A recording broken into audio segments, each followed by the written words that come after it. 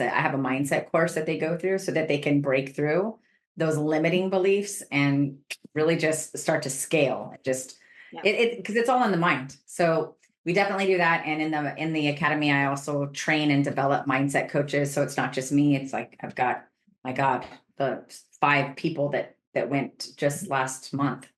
And we're training a whole army of mindset coaches for inside the academy. As new people come in, they need to have that fresh perspective and kind of get the F over themselves and realize that the programming from my childhood is actually holding me back. And if I reprogram myself, because you can, to look at what's possible and actually step into and remember who you are, you're going to be okay. A broke single mom fired from Denny's becomes America's most sought after real estate investor.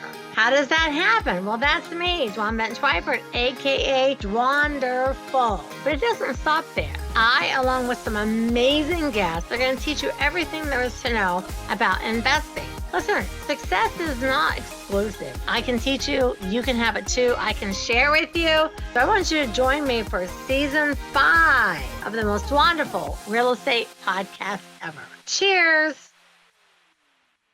Hey, everybody. Welcome to another exciting episode of the most wonderful real estate podcast ever. I'm your host, Dwanderful Twyford. I'm America's most sought after real estate investor. I'm super excited that you're with us today. You can look at my background. I am at my house in Florida, and this is my backyard. So you always hear me talking about being on the lake, riding my paddleboard, going on my kayak. This is it. So this is my first one this year, actually back in Florida. So I'm super excited. I have such awesome guests today. And our motto here at Dwanderful is people before profits. So if that's something that resonates with you, then you're at the right place, right time, and we are the right girls. So ladies, how are you today? Fantastic. Awesome. How are you? I'm so great. I'm so excited to talk to y'all today. As soon as you came on, I was like, oh, I already have mad love for both of you. And this is Jen and Stacey. And I should have asked you, it's Conkey. Yes. Okay, Jen and Stacey Conkey. I thought, I should have probably asked the pronunciation before I started. But that's all right. We're all here. And so as you all know, we just start off, we have a toast, and we get right into it. So cheers, ladies. Thank you all for being on my show today. Cheers. For having us. You. All of you, grab your drink. Everyone take a big stretch. Take a breath. Let go of all your stress. So you can just have fun, and you can laugh, and you can enjoy the next 45 minutes with all of us. So, Jen and Stacey, so we kind of just throw you straight up into the deep end. I'd like you to tell us just very briefly who you are and what you do.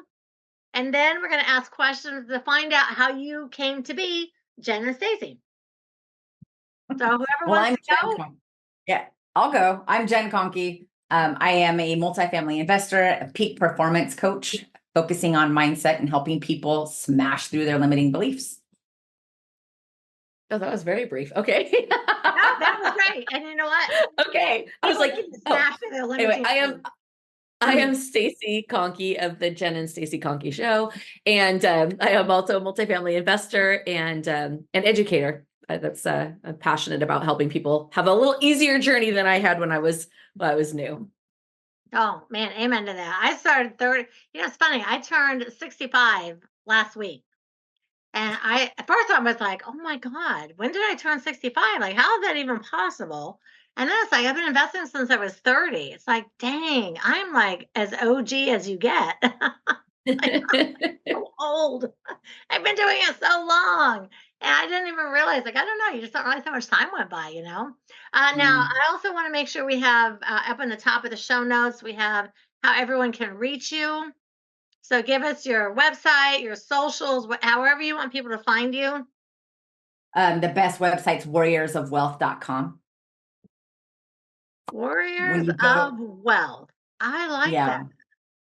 Warriorsofwealth.com. We have a curated playlist, like 7 to 8 of our best trainings for acquiring apartment buildings. Nice. Okay. I love that. And are you on any social media? Yes, all of them. If you go on Facebook, it's Jen Conkey or Stacey Conkey. On YouTube, we have what is it? Apartment Investing with Jen and Stacey on Facebook, Apartment Investing with Jen and Stacey on Instagram. It's Remote Multifamily Investing Academy. We're everywhere. Yeah, it's everywhere. Definitely everywhere. Okay, But the best place is, warriorsofwealth.com. Okay, I love it. Warriors of Wealth. Sometimes I hear these like great names of a website, and it's like, oh, I should have thought of that. Warriors of Wealth. Like, that's so great.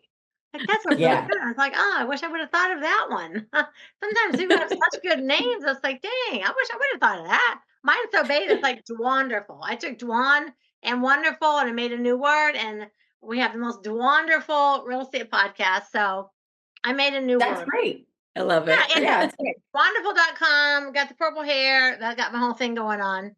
So, but Warriors of Wealth is great. Okay, so I love the fact that we're in multifamily. I feel like multifamily is one of those things that like everyone thinks they want to do it. Oh, I'm going to buy a big apartment. I have 150 units, and they want to do something like that, but they have no idea how to start. And without proper guidance, you could really get yourself in trouble on such a big project like that. So how did you guys start? Did you start someplace else and go to multifamily? Or were you just like, we're just starting off at the top? No, we definitely did not start off at the top. I started back in 2002, and I started in single family flips, doing single family flips, then moved into single family home buy and holds, and then getting into plexes for buy and hold. So that's how I started. It was a 12-year journey solo before I even met Stacey. Wow. And I didn't get into apartments until I met Stacey. I was all small multifamily up until then. Okay, nice. So then Stacey, then what the heck were you doing? My journey was kind of similar. I started in 2003 and also started with single family and small multis, doing all the different strategies. And then eventually I started a property management company in Detroit where I was investing. And through that started, some of my clients were buying apartment buildings. So I was getting familiar with apartment investing through the management side of it. And then ended up moving into, just investing in them myself. So yeah. So Jen, you were investing for like a decade before you met Stacey. Stacey, how long were you decading before you met? About a decade. About the same. A little bit longer. Jen started just 1 year before me. It was actually only 3 months before her. It was December of 2002, and she was in 2003. But it actually was September is when I started, but I didn't close on anything until December of that year. But yeah, I was doing it by myself, the whole DIY approach for about 12 years while working in corporate America for 22 years. And by the time I met Stacey, she was already doing apartments, and she was doing small apartments focused on joint venture. And I was like, I need to learn how to do that. Yes. And by the time we got together and combined forces and figured out a system to do that remotely, I also wanted to go bigger and get into syndications, and we went to commercial training, got trained on syndicating, and left there really excited because I was like, oh my God, I'm going to go make myself an $800,000 acquisition fee. I can't wait. I'm going to go do all these things. And when it came to implement, it was difficult and it was harder than it seemed. I did not have a long list of accredited investors that were just ready to slap down $100,000 and help me complete my raise. So I had asked Stacey, I said, you've been doing joint venture on apartments. How can we do that same exact model, but still get those acquisition fees? And looking at the entire process, how can we factor that into underwriting or something to make it still similar, but not with all the red tape? And that's how we molded our entire strategy. See, I love that. When my husband and I, February is a big month for us. It's my birthday, Valentine's Day, and it's our wedding anniversary. So we just had our 22nd wedding anniversary just also this week. And I had been investing for a decade by myself, single mom, investing for a decade. He had been investing for a decade. So when we met, we were like, you know what? Same thing, like, let's just join forces. Instead of like, dividing and conquering, let's just like join forces and take your knowledge and my knowledge and put it together and just like be the power couple. So it's always interesting because you get, you started it individually. And I don't know. I just find having been in investing for such a long time, I don't find a lot of women that start on their own. It's more like, don't you guys still find it's like the boys club? Not really anymore. Like in our academy, in 2019, we launched the Remote Multifamily Investing Academy, and we seem to attract women. Maybe it's because they believe, maybe it's because they believe about that it has been a male dominated industry, but we have about 49% of our students are women. Oh, we mine definitely too. attract them. Oh, no, mine too. I attract a lot of women too, because I was a single mom. I was like a dead broke single mom, fired from Denny's with a baby, 8 months old. My husband took off, and I was like, like, how could anything be any worse right this very moment? And then I did it, and I was like, I'm going to just teach people. So I really like to see, I especially like to see women in the industry, especially in the multifamily and the bigger spaces, because I feel like there's not enough women in it. That like you attract them in, I attract them in, so I love that. But I feel like on the whole, it's still kind of like all the guys that run all the big things. Yeah. It's like, no, man, we gotta have a girl power thing over here. So I love that about both of you. I really do. I love that. So now, do you guys are part of a syndication? Yeah, we People do invest both. with you? Yeah. Oh, yes. Yeah. Okay. Yeah, we continue to do joint ventures on the smaller apartment buildings, but obviously when you get into the bigger ones, there's really no option. Yeah. It's a syndicate. So yeah, so we do both. We're syndicators. We just closed one on Yes. December. Yeah, we If closed a someone wants 48 to unit. invest- I'm sorry, say it again. I was just going to say we closed a 48 unit right at the end of the year, December 27th, and then we ended up closing a 13 unit with 20 storage units on January 8th, and that was a joint venture. Yeah. So the 48 unit was a syndication because that was more like a $5 million deal. Yeah. And then the other one, 13 units, that was a joint venture because it was, it was smaller. It was smaller. So we do both. Sitting around, they've got some extra money. Or, hey, I want to give some money to this team over here. Do they have to be accredited? Is there a minimum people would have to invest to be able to work with you too? What's your? Yes, we do. We work with accredited investors in our capital company. But, we also have an entire academy of students that they're looking for non-accredited investors, and anybody that crosses our path, we've got some really good students that have graduated and they're just a part of our Warriors of Wealth network and they know what they're doing. We even do deals with them. Yeah. So anybody that's non-accredited, we share that pool with our students so that they have access to capital also. We personally work with accredited investors, but if you're non-accredited, you can still reach out and we still have opportunities for deals for you too. Yeah. See, and I think that's important because a lot of these joint venture people, you have to have so much money to work with them. And I was like, but not everybody has that much, but they have something. And they just want to put it somewhere and they have someone else like do all the work and get benefit or interest or whatever they're getting. So so tell me about some of your deals. So how big do you guys go with the multifamily? You do multifamily, multi-units. How big do you go? So our largest property was 419 units. We sold that one, but so I'd say, and we have a couple that are in the 250 to 300 range. Know what? Now it's different. Yeah, it's what we are. That's so big. Yeah, what we are working on acquiring, like those we already have. I don't really love the really big deals. It's okay, but especially right now where it's a little bit more challenging to raise capital. As soon as the economy started getting a little bit shaky, a lot of people were like, ugh. So we've just found like the deals that have a smaller raise that are between, whatever, $1.5 million and $3 million are much easier to pull across the finish line compared to those, those big deals that have, $10 to $15 million raises. So I don't know, 50 to 100 units kind of is our sweet spot in the syndication, world. And I know people say, oh, well, we might as well have 150 units if you're going to buy 15 units. And I don't know, it's just a preference and the ability to control things a little bit. I agree. I am just like that. I like little smaller deals. I like things more, if you're dealing with someone that owned like the 15, the 13 or the 48, something like that, you might still be dealing with like an actual person and not some big like mega company. And I don't know, I personally still like dealing with like smaller deals. I feel like it's just easier and there's more of them, but the big investors just ignore them. I definitely like the sweet spot for me is 35 to 100 unit. And it's mostly about how much do we need to raise for it, because you can book a win, you can close more deals right now in today's economy. So I definitely prefer it that way. Yeah, I do too. Now, when you guys said you were working a decade each before you met, you were doing single, so were you doing fixed, flips, rehabbing? What were you doing? Yes. all of the above. Wholesaling, single family home flips, managing about 12 a month, really just grinding another job. and I think that that's why I wanted to make that leap into multifamily, because you buy it, you hold it, and you start actively, and it's not passive income unless you're LP, but actively getting some consistent rent money coming in, some consistent cash flow. It's way better for me personally than having the full-time job and the full-time flipping. So I like to flip for profits, grab that, and then put it into buy and hold. That was my first strategy when I was first starting out. I love that. Now, did you figure it out on your own? Did you train? Did you learn from somebody?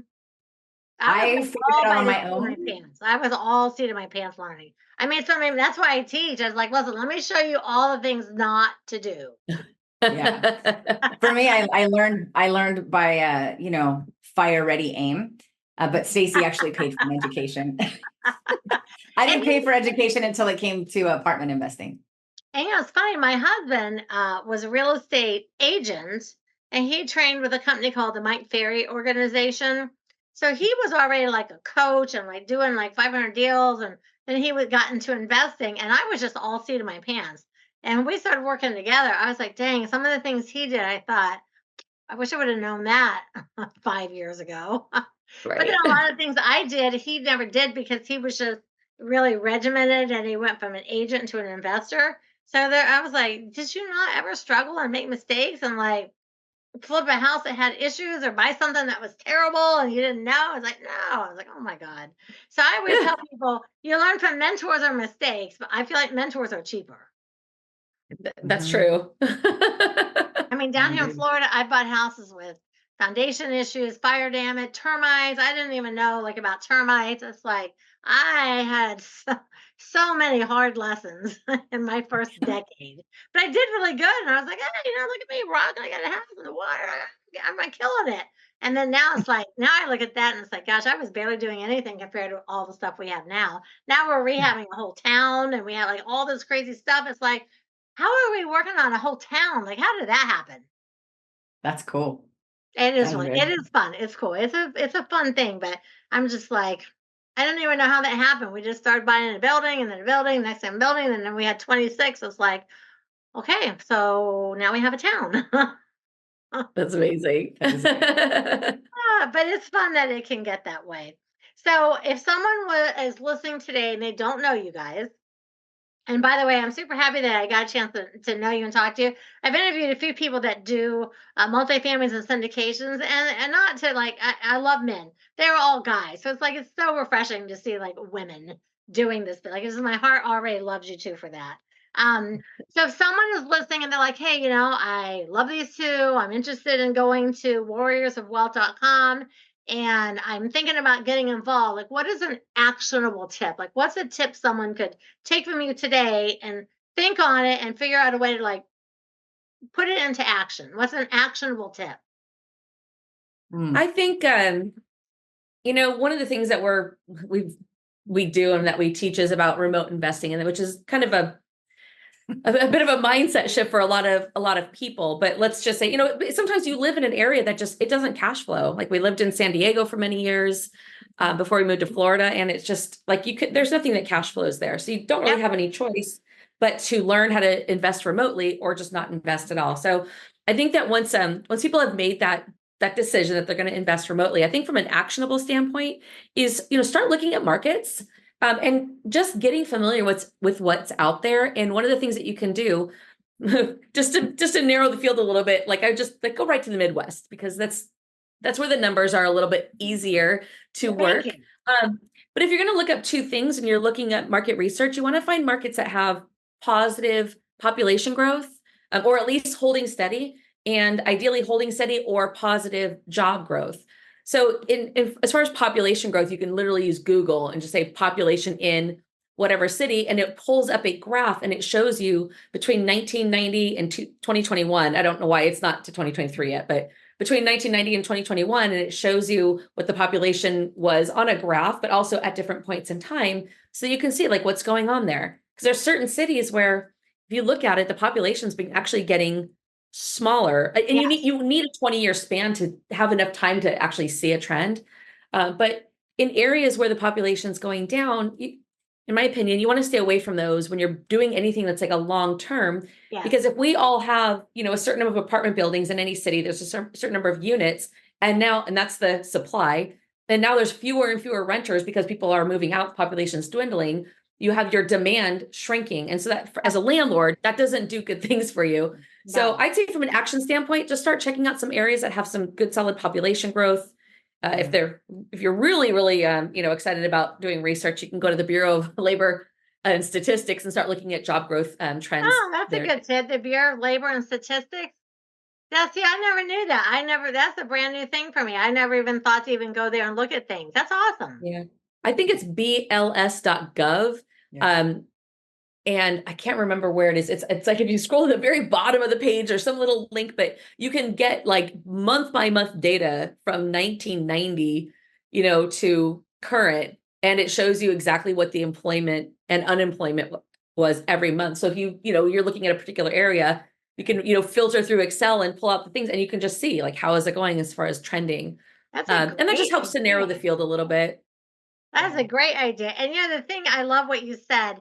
I feel like remote investing is so hard for people to wrap their minds around it. I mean, we live in Colorado and here in Florida, but in Denver, I mean, to buy a house, and I'm talking like a hood house, they're like $500,000. Well, what are you going to rent that for? So we invest in Iowa. So when you said that, I was like, oh, that's exactly what we do. Because in Iowa, I can spend $60,000 on a 3-bedroom, 2-bath, 2-story house that rents for $1,100. It's like, why would I take $500,000 and buy one when I could go over here and buy like 8 or 10 for the identical amount of money, and you make so much money back?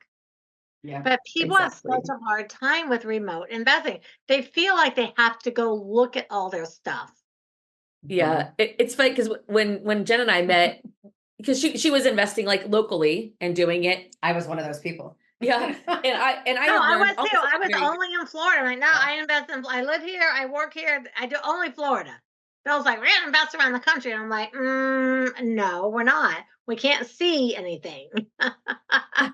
Okay, so how did you convince her? Because that was our same thing.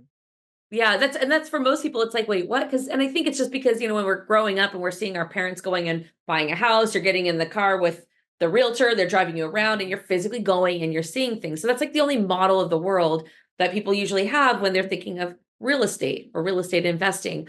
But the analogy I like to give that usually helps to drive the point home is, even if we're sitting right here and all of a sudden we're like, oh, there's water dripping. Oh no, I got a leak in the roof. I don't know why I can't think of the word leak. I got a leak in the roof. Like, oh, like, what am I going to do? I'm going to go walk out my front door and start screaming down the street. I need a roofer. Because, I'm local. So I must just go outside and do it because I'm there.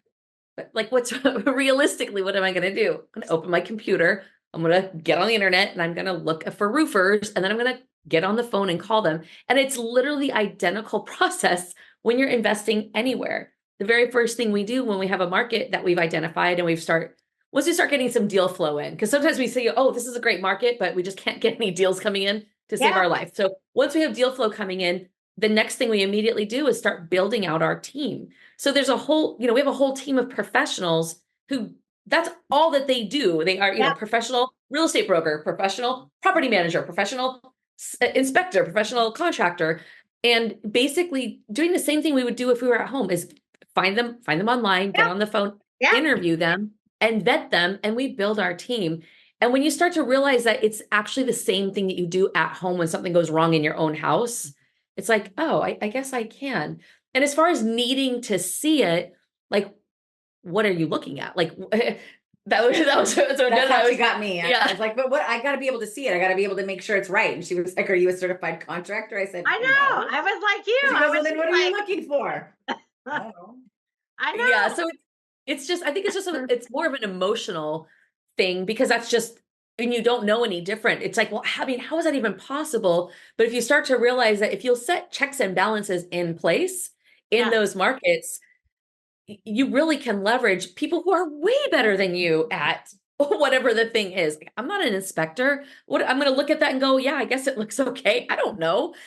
But someone who's been like, that's what they professionally do. So it's almost, in my opinion, it's almost safer when you're doing it remotely because you will put it, because you're nervous about it, you'll actually put checks and balances in place to make sure that things are done right. And when you're doing it at home, we tend to rely on ourselves, and that's not a good idea. Honestly, I don't think I've ever heard anyone explain it just like that, but that is true. Because if right now, like my roof started leaking, I wouldn't climb up there and fix it. I would find and hire and get a couple quotes. And so what does it matter where it's at? Exactly. Because it's the same thing. So that the very first thing is just that mindset shift and recognizing, oh, yeah, especially now. I mean, with the internet, with FaceTime and like everything, technology makes it so doable and so easy. Not that real estate's easy, but it's completely doable to do it remotely and to see, you can see your assets, you can walk through the property without having to be there. Yeah. No, I am a big believer, but I had never done anything other than the state of Florida. So I met Bill, and then we were doing stuff in Tennessee and doing things in Texas, and I'm just like, oh, we can't see anything. So I went through that phase of like, I need to see everything. And now I'm just like, and we just get online, we take pictures, use Google Earth, whatever. And it's like, oh yeah, we'll buy that. So it's like, we bought 10 buildings and never even saw them.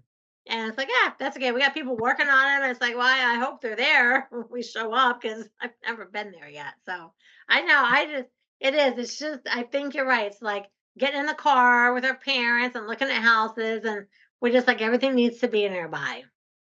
It is a mindset. So now you said you do some coaching and mindset change, Jen. So do you help people with being able to let go and get things other places and not have to just work in there? Because I think working in your backyard is extremely limiting.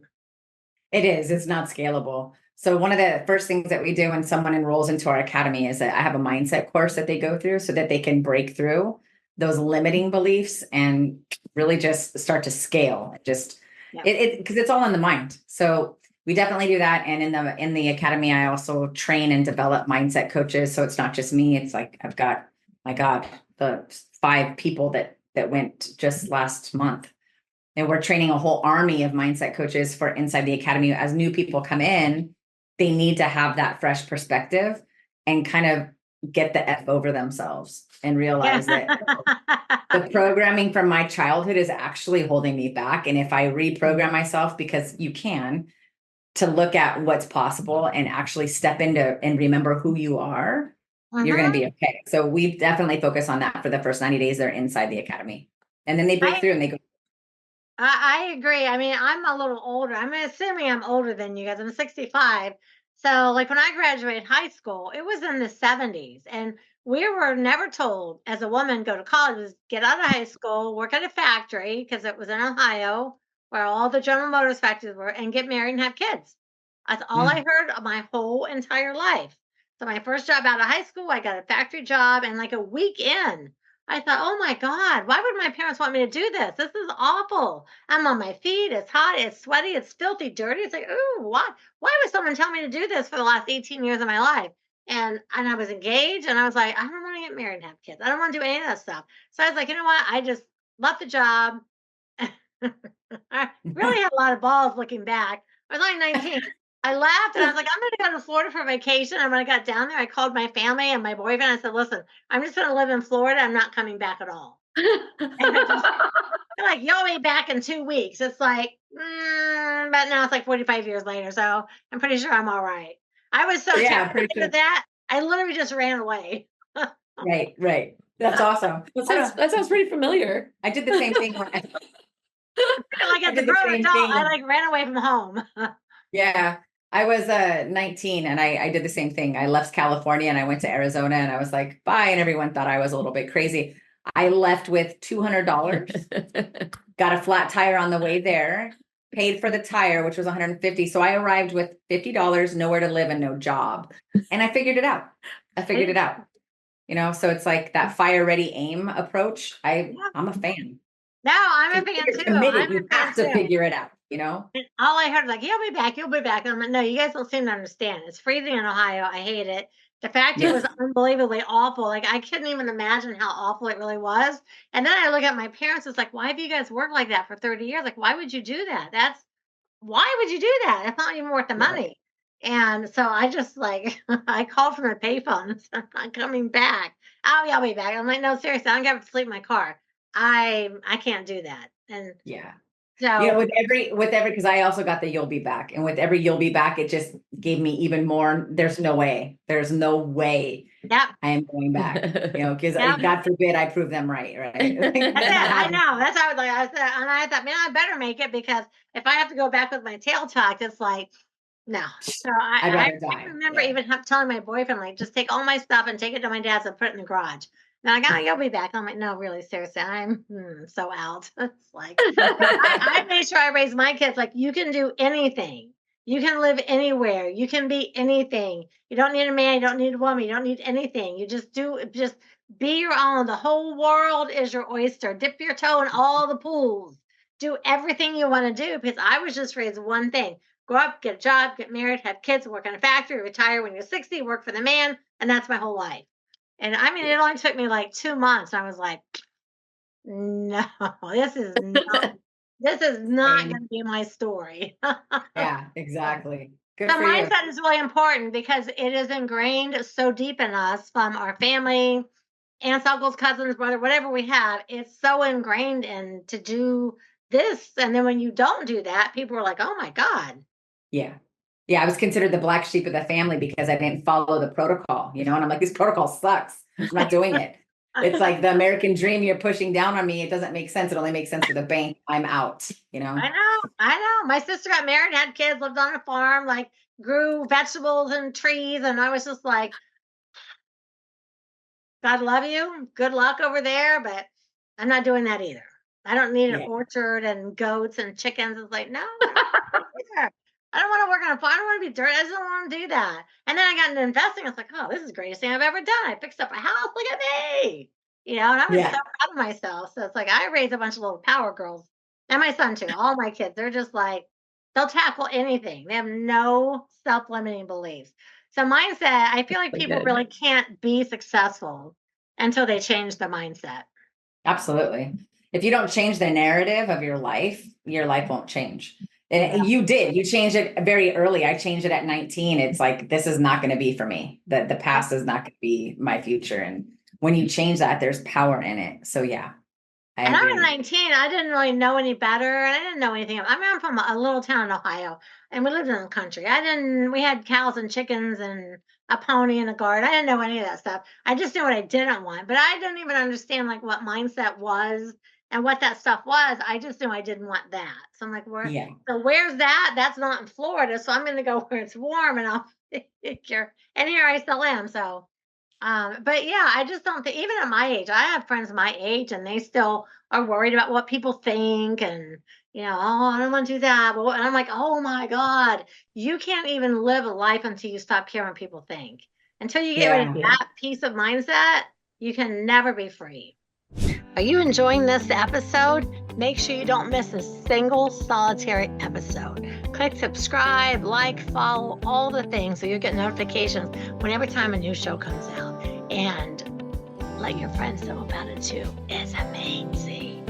All right, so if you want to learn more about real estate investing, just reach out to dwanderful.com. I'll send you some free stuff. Back to the show. I like to just put that in perspective for folks that, 3 generations from now, everybody that you're worried about and what they think of you, they're going to be dead and gone. And so are you. And what will you have left on this earth? Yeah, no, I'm with you. Yeah. Yeah. Preaching to the choir. I am 100%. I just want to tell my kids, I'm like, listen, you do what you want to do. You do whatever. Don't worry about anybody. Don't worry about the grandparents or anything. I give you permission to go out and do yourself. I love We it. do the same thing with our same. core. Yeah. Yeah, you have to. Now I've got little grandkids, so and I'm a little more, I think, open than my daughter-in-law. She's like, everything's perfect. They're like, hey, outfit. They come to my house and they run around. They're like, we're out riding dirt bikes. They're filthy dirty. They're falling off and scraping themselves up. I was like, hey, listen, at Mimi's house, all things are fine, and danger is part of existence. Yes. I agree. You got to do dangerous things safely. That's fun. One of them wrecked their bike and they were all skinned up. And my poor daughter-in-law, she's like, oh my God. I'm like, they're fine. We just rubbed some dirt on it and we kept going. everybody's fine. Yes, I love it. I agree. I feel like that's how we're going to be when we're grandparents. Oh my God, I'm gonna be just like that. Yeah. I'm like, they don't need Band-Aids. They don't need, just rub some dirt. We're busy. We're outside. Let's just keep going. We're busy. We're busy. I love it. Oh my God. I'm telling you. My poor grandkids, they're gonna grow up and be rock stars. All right, That's right. let's jump on something else. So since I have two of you, we'll start, Jen, with you. What's your favorite band of all time? Oh, Led Zeppelin, hands down. I love it. That was easy. Yeah, Led Zeppelin. Are you kidding me? Robert Plant, Jimmy Page. I grew up on them. I'm a child. I was born in '74, so it's not like I saw them when they were in their prime, but I definitely grew up listening to them. And it's like music isn't music anymore. That was music when they played instruments, you know. Yes. But that's the best band of all time. For sure. Stacey, I can't wait to hear Stacey's answer. What's your favorite band of all time? Pantera. Oh, She's lying. She's so lying. She doesn't even know what Pantera is. I don't. That's true. I was like, what's a really hard metal? I think Pantera, that's a band, right? Anyway, I think Pink is my favorite artist. Yeah. I love Pink too. I just love her. She's just spicy and unapologetic and just effing fabulous. She is. I almost said it. I agree. She just lives her life. If people would just live their life like that, like when all their life, it'd be so much easier. So much easier. So, but I like Led Zeppelin too. I mean, I was a teenager in the 70s. And so all those bands, I loved all that stuff. I loved all that kind of music. We had a lot of really fun music. And it was so much better back then. It just seemed like everyone could sing better and play better, and everything wasn't so, synthesized. And the music today, it's like, y'all don't have any real talent. Sing without all that shit on your voice. Right. Right. Okay. So what's your favorite food? Sushi. Pizza. I hate pizza. But I'll eat it if it's wood, that oven, whatever the wood fire. Yeah, that one. Mm-hmm. I'll eat it then. But I'm a sushi girl. I'm a sushi girl. And what is your favorite part of the day? Like out of the whole day, what's your favorite part of the day that you're just like, this is my happy time? Morning. I'm a massive morning person. I love it in the very early part when none of the kids are awake yet, and I can go in the backyard, do a meditation, have quiet time. That's my favorite part. I get amped about it. What about you? I don't like to wake up. I don't like to get up. I am not a morning person. Like I am more of a late night person. My natural body clock. But Jen's right. Like that morning time is it's the peacefulness and quiet. Because our backyard is similar to yours. We have a lanai and then we have a pond lake thing out there. So it's just very serene. Yeah. And to be able to go outside when it's not freezing, because it does get pretty cold up here, which I wasn't expecting. It's cold down here. I've had to wear a coat like the first 3 nights. I had to turn the heat on the first day I got here. Wow. That's different. Yeah. We lived in that area 2 years ago and it never really got cold. So. Yeah. We were like, so when we came up towards Orlando, we were like, man, it's pretty cold on certain days. Anyway, but once that cold breaks and it's just nice outside, even early in the morning, that is my absolute favorite time. It's so beautiful and it's quiet and it's great. I like quiet too. I like quiet. So what is one of the biggest goals that you both still want to accomplish, and how can we over here at Dwanderful help you make that happen? Raising $45 million this year to put it into investment opportunities for people. Specifically, not just multifamily. We've made some really strong relationships and partnerships with some operators that are doing mobile home parks, RV parks, self-storage. Plus we're very connected to multifamily operators. But we have a goal. Our capital company wants to raise $45 million this year, put it to work and get a solid return for folks. And it's out there. That goal's big, Okay. And how can I help you make that happen? Any investors that that want to get into multifamily, whether it be active or passive, definitely send them our way. Okay. Yeah. Stacey, you agree? Same goal? Yeah, same goal. Because I always want to find out what it is, because all of us, no matter where we are in the ladder of success, we still have goals. I feel like, I still have bigger goals. I'm 65. I was like, people are like, when are you going to retire? It's like, Retire from what? Like I built my company. Right. Same. Having a town. Like what? Retire from what? I'm not working. I'm Right. doing what I like to do. So the word would be never. So we all still have goals, I think people think, oh, you've been doing it forever. You don't have any more goals. Like, yeah, you definitely do. All right. So raise 45 million and looking for investors. So anyone you're listening, if you're new here or you're not new and you've been listening for a long time, here you go. There's some people to invest your money with. And again, people reach you through warriors with an S, warriorsofwealth.com. Yes. Okay, just make sure I said the S on there. All right, and everyone that's listening, if you had fun today, you enjoyed the podcast, you learned a little, you laughed a little bit with us, I want you to subscribe to my podcast, leave a 5-star review. I also want you to go to my YouTube channel, and it's Dwanderful Real Estate Investing. Go over there and subscribe and hit the little bell so you get notified every time a new podcast comes up. If you want to watch this podcast and see how much fun we are in person instead of just listening, watch it over at YouTube. And it's fun to watch. I know a lot of you listen, but look how much fun the three of us are. Like, who doesn't want to see all this goodness right here? So go over there and watch it live and follow me on Instagram, Facebook, TikTok. Everything is at Dwanderful. So like you guys, I'm literally everywhere. Okay, so first of all, I want to thank you guys for taking your time today and being on the show with me and sharing your time. I totally appreciate how valuable time is.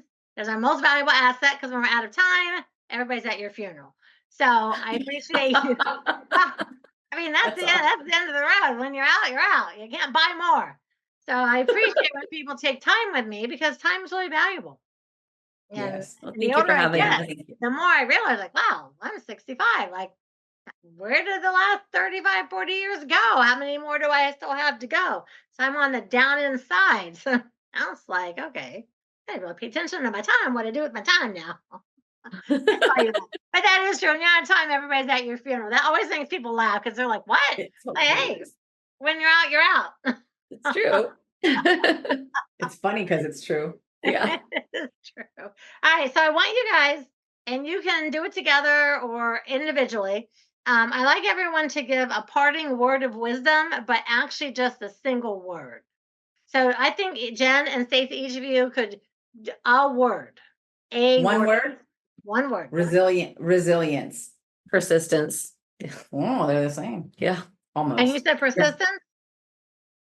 Yeah, persistence. That's mine. Okay. Is that your word? Stacey, for you? Okay. Yeah, that's mine. Yeah. So at the end of every show, I always ask the guests to give us a word of wisdom. And then for everyone that is a loyal follower, that is our word of the week. So everyone this week is going to be focused on resilience and persistence. But what I do want you to do is, Jen, I want you to tell me, what does resilience mean to you?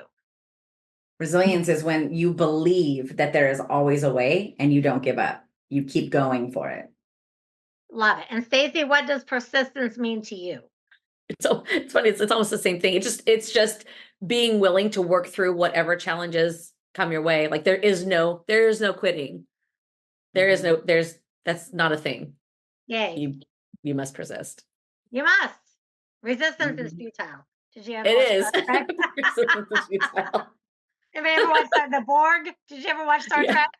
I did. Resistance is futile. It's like, it really is though. I love your words. So everyone this week, you're going to be focusing and meditating on resilience and persistence. And I like what you said about what those words mean to you. So, everything means different things to everybody. So, all right. So do you actually have a last parting word of wisdom? Anything you want to leave people with? I don't know. What do you? I think, well, I'll leave from the real estate side. I think when people are, wanting forever to get started in, I'll say multifamily, because sometimes they're in real estate, just not in multifamily. Mm-hmm. Sometimes people are intimidated by the word apartments or apartment building because you visualize just the big ones that you see there. But the reality is multifamily investing for apartments starts at 5 units. So it doesn't have to be something that is outside of your reach. It's totally doable. So my biggest advice for people is if you want to get started in multifamily, just make the decision and start. And if you're nervous, then start with something small. You can 5 to 10 units. It's a great little starter. Yeah. And you're going to learn a ton by doing that. And then you're going to get confidence and credibility. And then you can start stair stepping into larger and larger, but don't keep waiting because the years they go by very, very fast. Yeah. So that's my biggest piece of advice. Like just stop waiting, like step forward and get started. Just start with something small. Yeah. I cannot agree more. I've seen people going to workshops for 5 years. It's like, but have you actually ever done anything yet? Well, Yeah. I'm still working on my website, my LLC. I'm like, oh my God. Like you could have done 10 deals by now since the last time I saw you. What is wrong with you? Yes. I'm all over people all the time. I'm like, just do something. Like, for the love of God, do something. Because if you just keep thinking about it, next thing you know, you're going to be 80. Oh, I wish I would have done that. Like, just go do it. Well, listen, I love you too. I love your heart. I appreciate you being on the show today. And everybody, again, thanks for watching. Like, subscribe, YouTube, all the stuff. And we'll be back next week. We'll be back same bat time, same bat channel. And remember that the truth is in the red letters. All right, everybody. Ciao. Thank you, ladies. Thank you. You just had a taste of the most wonderful real estate podcast ever. So just one more thing before you go. If you laughed, if you learned something, please leave a 5-star review.